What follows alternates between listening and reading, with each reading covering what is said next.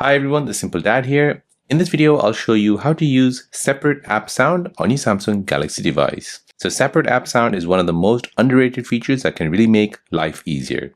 So it allows you to send audio from one app to a specific device while another app plays sound on your phone.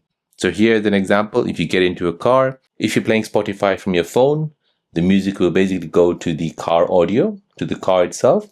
However, you can go ahead and open TikTok and the noise will basically come from your phone itself. So let me show you how to do this.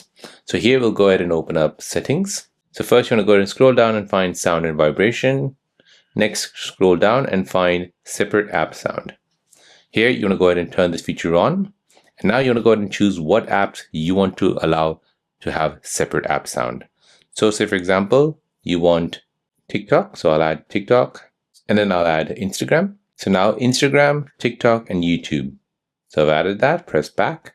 Now I want to go ahead and choose what audio device. I want those apps to have the sound coming out from the phone, while others, I want it from the Bluetooth device. So make sure you select phone here.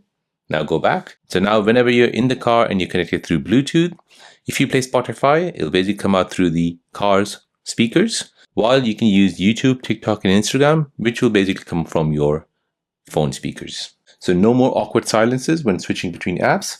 So this is especially useful if you use Bluetooth in your car or when you're multitasking between entertainment and work. So it keeps everything flowing seamlessly without one app taking over another's audio.